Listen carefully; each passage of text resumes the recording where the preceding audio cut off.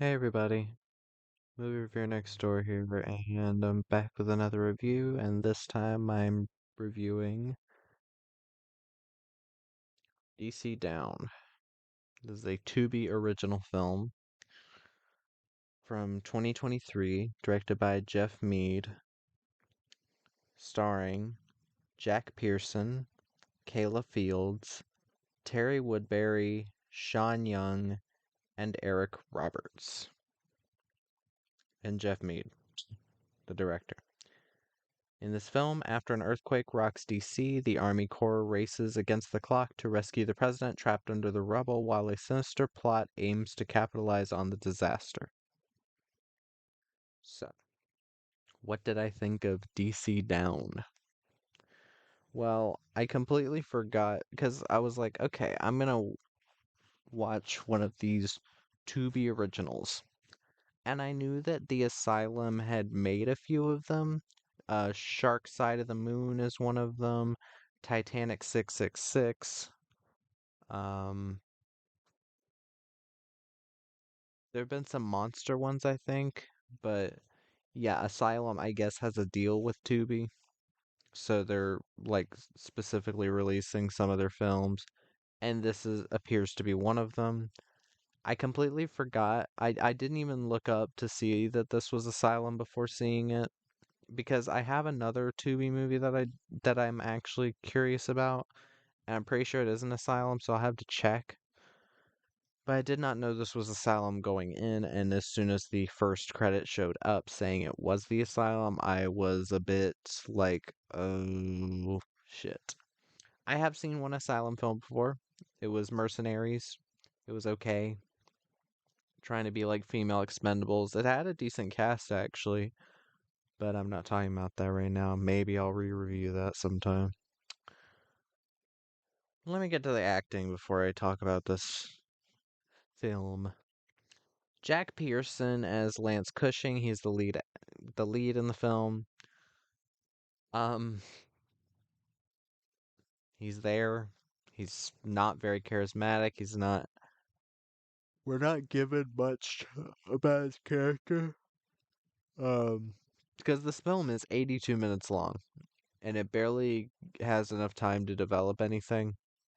Without the credits, it's about 80 minutes long. Um, but yeah, he's just kind of there as the main character. Kayla Fields as Catherine Green. She's a seismologist. Her girl, she is Lance's girlfriend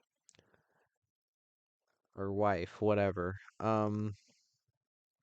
She's fine. She's better than him for sure. But there's some really fucking bad moments in this film of her acting and his acting, like reacting to people dying. Like there's a bit where a bunch of drills get shipped off to the site and like the they're like, "Oh, that many drills coming across the bridge at once is too much weight for that bridge." And the bridge like collapses. It's really bad CGI. Um and then she's like, "Oh my God, the bridge collapsed and a bunch of the rigs fell." And then she's like, did the drivers make it out? And he's like, no, they didn't. And she's like, oh God. Like, they're talking like they're in a fucking soap opera. Like, not much of the acting is any good, but I'll get to that. Terry Woodbury as General Harris. He's fine too. Jeff Mead as Beck. He's a mercenary that ends up coming in. He's okay. Sean Young plays President Powell. Sean Young, people will remember from Blade Runner. She was also in Dune. She was in Wall Street. She's been in some No Way Out with Kevin Costner, which I thought was okay again. Um, but yeah, she's fine. She's not in the film that much. So there's not much to go off of because most of her dialogue is just her with the vice president stuck under the rubble being like, "Oh, you gotta stay awake, gotta stay awake." They don't give her much to do. And that's what pisses me off a lot about these asylum films is they misuse these actors that clearly have talent. Just like the next one, Eric Roberts as Speaker Terry Wilder. Literally, all of his scenes are talking like either in an office sitting down, talking to a phone as if he's recording something, or talking to the news. They misuse Eric Roberts in this. Now, here's the thing Eric Roberts has been in over 700 films. He has. He has been in films that are worse than this. He's been in films that a ton of films that are better than this. He has been in over 700 films. He is one of the most prolific actors of all time. I understand that maybe they didn't get him but for like a day or two. That's what it feels like. But God, like you have someone like Eric Roberts in your film and you don't even really give him much of a character other than, oh, he's evil. Like it's so boring. But yeah, that's how I'd label this film. It's boring. There's nothing really to it. It has a kind of intriguing concept, but it's kind of already been done before. It's trying to be excuse me, I forgot to stretch. It's trying to be a disaster movie plus an action movie. It's trying to be Olympus Has Fallen plus San Andreas because there's an earthquake in Washington, D.C., and there's people trying to kill the president so that the speaker can become president, or trying to kill the president and the vice president so that the speaker can become president, even though he's president apropos or whatever. Um, and the lead is just so devoid of charisma that you really don't care if he makes it out. And it's just like this film feels like there was no craft involved, if you understand what I mean.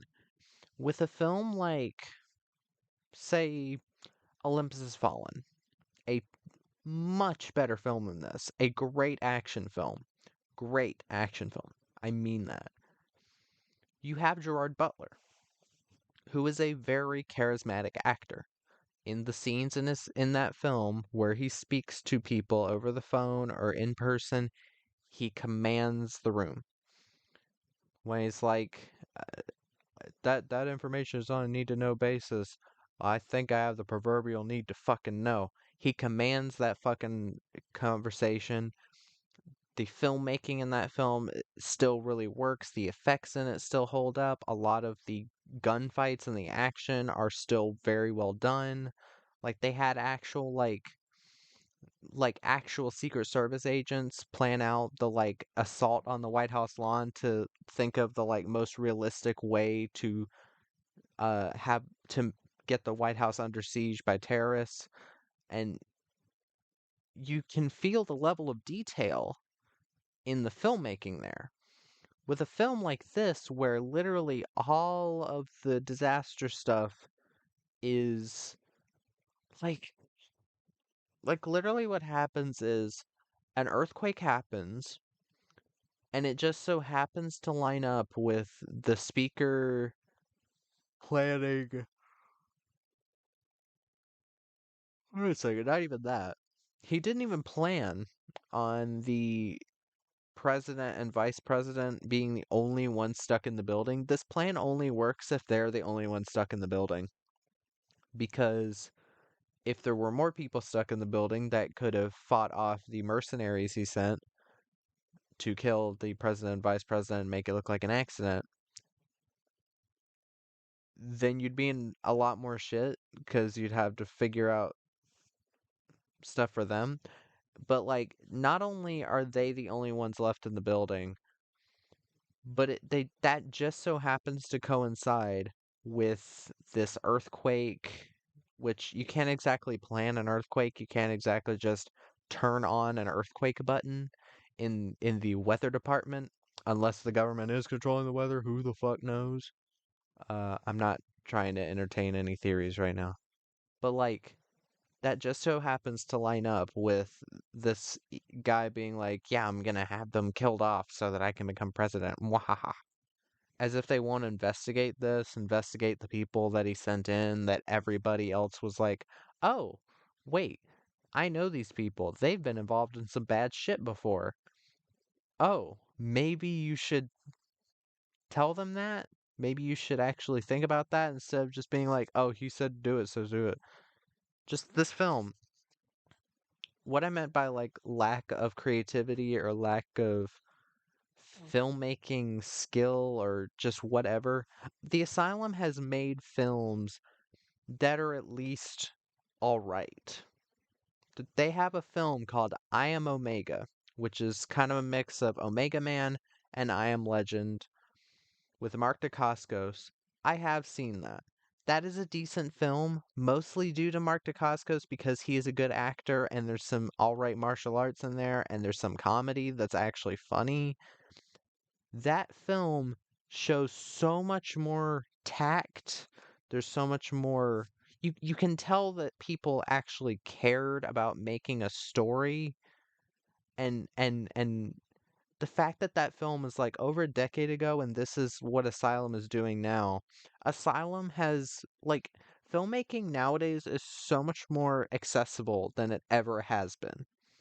Lower budget films don't have nearly back in like say 2010 compared to now, didn't have nearly the amount of resources to do CGI as they do now. And the fact that Asylum is still doing this like really fucking bad CGI here, it pisses me off that they're like wasting this money and it makes me feel like there's like a money laundering scheme going on. And let me explain about the CGI. The CGI here wouldn't be nearly as bad if it wasn't so fast. What I mean is the scene, specifically the scene with the rigs going over the bridge, Arlington Bridge, I think it was.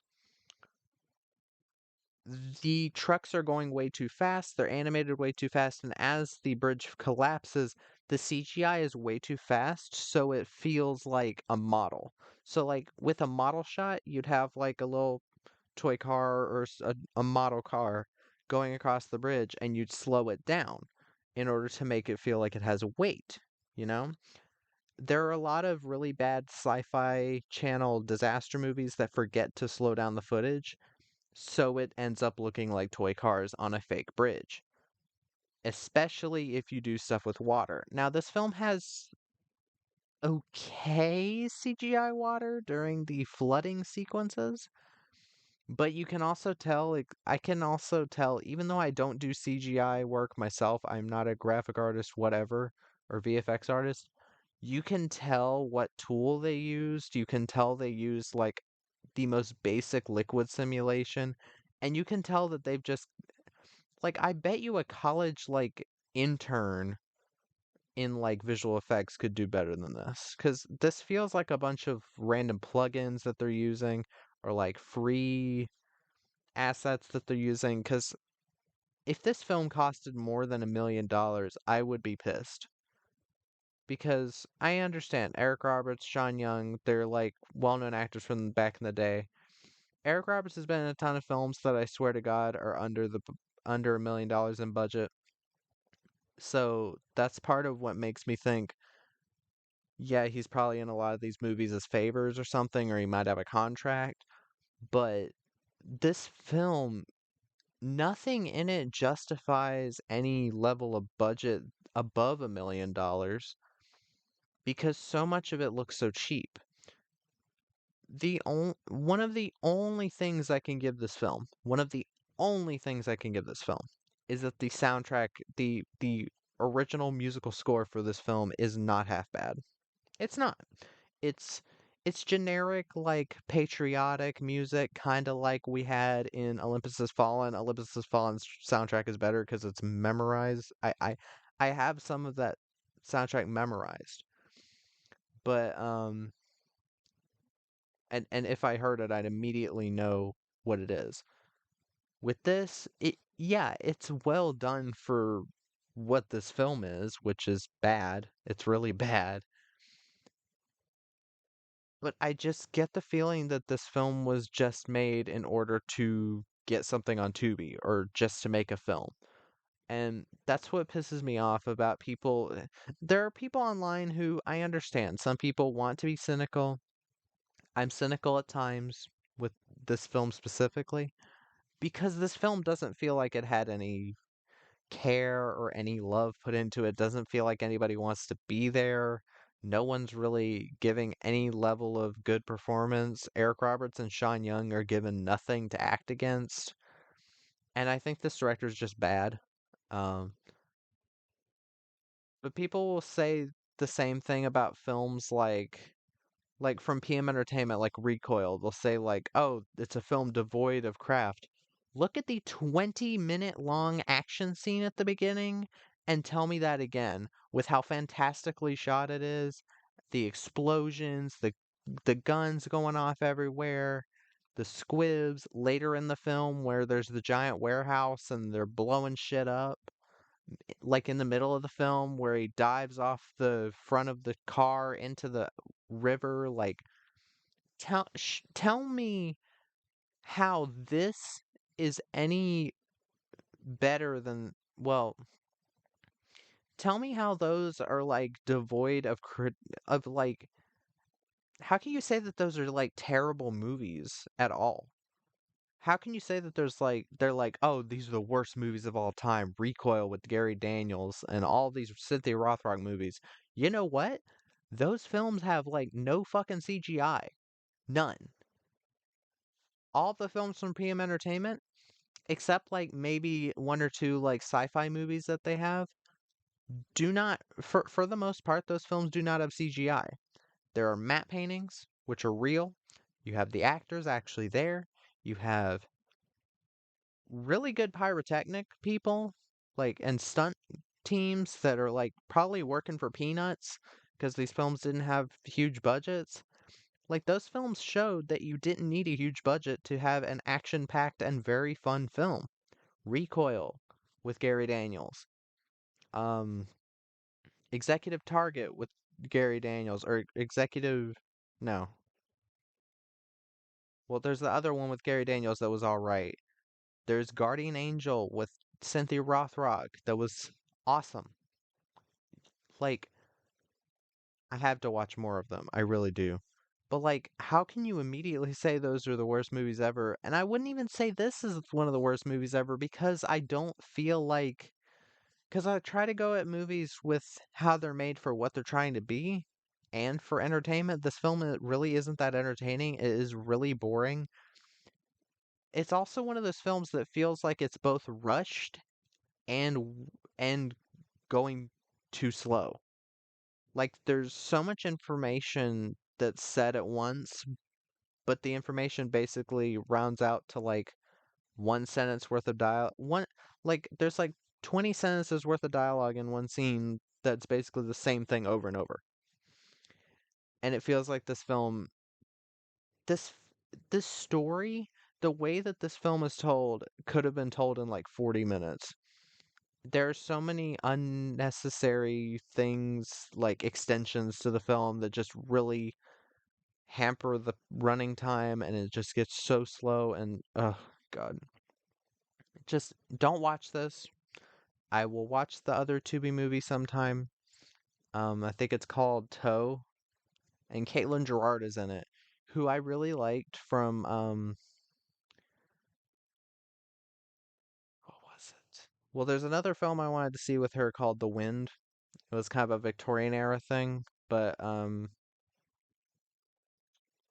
she was also in The Assignment, with Michelle Rodriguez, Sigourney Weaver, Tony Shalhoub, Ken Kersinger. So one of the Jason Jason Voorhees, and like I really liked that movie.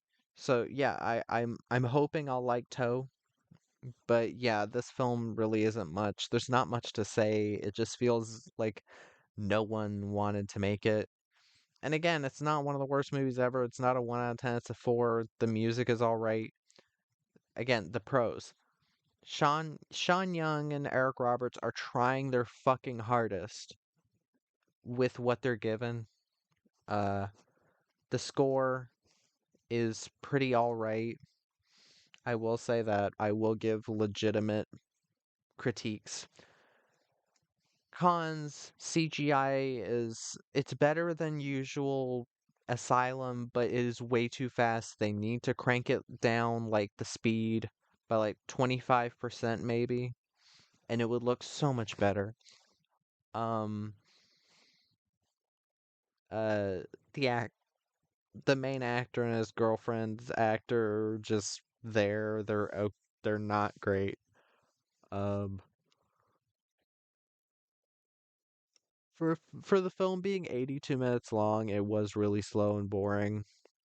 A lot of the exciting action scenes are very meandering. The shootout near the end was laughable. Um, and yeah, not a good movie. Don't watch it. Um, that was my review of DC Down.